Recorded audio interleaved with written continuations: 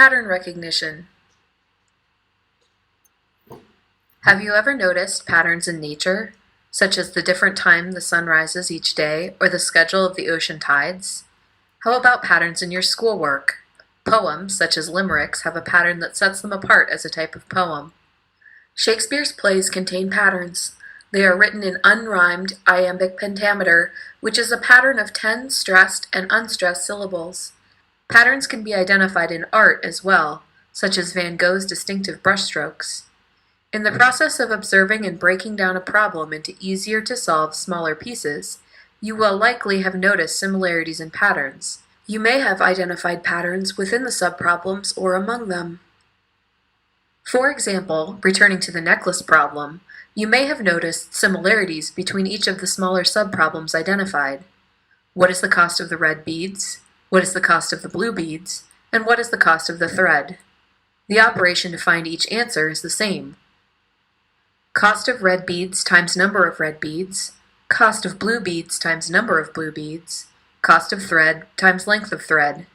Each subproblem calculates the cost of the material by determining how much of each material was used.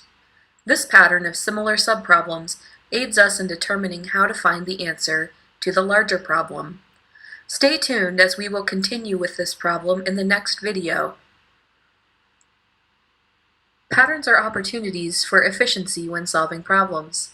Being able to recognize patterns is a fundamental step in the process of problem solving with computational thinking, because the patterns help you to determine what operations can and need to be done. This is critical in moving forward in computational thinking, especially if the goal is utilizing computers to automate and streamline a process. If the same operation occurs again and again, it may be able to be entered once and repeated. Let's explore some classic examples of patterns in problem solving. Codes are systems of symbols used to represent other symbols to disguise messages. To be able to decode this type of message, the user must identify the pattern used for symbol substitution. For example, a very simple code might be based on a pattern of numbers representing letters, such as 1 equals A, 2 equals B, 3 equals C, etc. To make a code like this more difficult to break, the letter number patterns may be shifted. 1 equals M, 2 equals N, 3 equals O, etc. When trying to decipher a code, the decoder has to recognize the pattern being used for the code in order to break it, unless they are lucky enough to have a decoder ring. Decoder rings are mechanisms that efficiently use the code pattern to unlock a code based on symbol substitution. The most famous decoder ring in history is the Rosetta Stone. The Rosetta Stone is an actual stone that was discovered in Rosetta, El Rashid, Egypt, in 1799. Prior to its discovery, the hieroglyphs of ancient Egypt remained a mystery, as knowledge about what they meant had been lost over time. The importance of the Rosetta Stone is that the same passage was carved into the stone in 3 different languages. Codebreakers were eventually able to use a language they knew to learn what the symbols they didn't understand meant, thus unlocking the secret to reading hieroglyphs and learning about ancient Egypt. Another example where pattern recognition played a role in problem solving occurred in London in the late 1800s. Many of London's residents were ill with cholera, an infection of the small intestine, but disease spread was poorly understood at the time, so it was unclear what the source of the outbreak could be. Through investigation and deduction, a London doctor named John Snow hypothesized that cholera was spread through contaminated water and identified patterns as to when and where illness was occurring in relation to water sources to locate the cause of the outbreak, one certain contaminated city water pump. In John Snow's own words, "On proceeding to the spot, I found that nearly all the deaths had taken place within a short distance of the Broad Street pump. There were only 10 deaths in houses situated decidedly nearer to another street pump. In 5 of these cases, the families of the deceased persons informed me that they always sent to the pump in Broad Street as they preferred the water to that of the pumps which were nearer. In 3 other cases, the deceased were children who went to school near the pump in Broad Street." Due to John Snow's pattern recognition and problem-solving skills, The pump was disengaged, the cholera epidemic was stopped, lives were saved, and our understanding of waterborne diseases grew. A third example of pattern recognition used for problem solving is more recent. Around 2007, an art collector purchased this chalk on vellum, animal skin, drawing of a young girl. He boldly suspected that the artwork could be attributed to Leonardo da Vinci, painter of the Mona Lisa and the Last Supper. Experts from the art world got involved and started looking for patterns, features of the piece that were consistent with known Da Vinci style, as well as other scientific and historic clues that might mean it was a Da Vinci work. Through their investigation, they found a long list of evidence, enough to publish a book on the topic, that the drawing was in fact created by Da Vinci.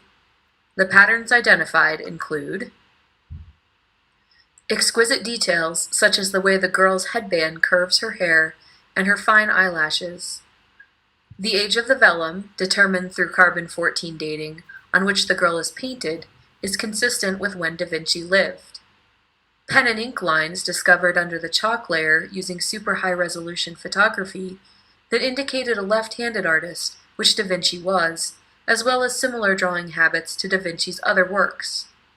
A fingerprint preserved in the chalk, which unfortunately turned out to be inconclusive. Attempting to recreate a copy of the artwork in the same style determined that the materials and style were very unique, used experimental binders to make the chalk stick, and would have been challenging to work with. Da Vinci similarly experimented with binders when he worked on the Last Supper. The girl in the drawing's hairstyle was identified to be from Da Vinci's time, and more specifically attributed to a specific royal family for whom Da Vinci served as an artist. The girl was identified to be the daughter of Da Vinci's employer. Finally, the jagged left edge of the vellum and 3 small holes led experts to believe the drawing came from a page in a book. The book was traced to the National Library in Poland, where it was found to match exactly. Since computational thinking can be used in any subject area, the type of patterns to be recognized vary widely. Let's look at how pattern recognition can be used to address some different types of problems. The computational thinking activity provided by studio.code.org is an excellent offline activity that demonstrates the computational thinking process visually as students make a monster. The decomposition and pattern recognition steps are closely related in this case, so both are introduced here. This activity will be used again in the last 2 videos. The goal of the activity is for students to design an efficient method, program, for others to be able to recreate drawings of monsters with unique sets of features. These are the monsters. The first step is decomposition and pattern finding. What features do these monsters have in common?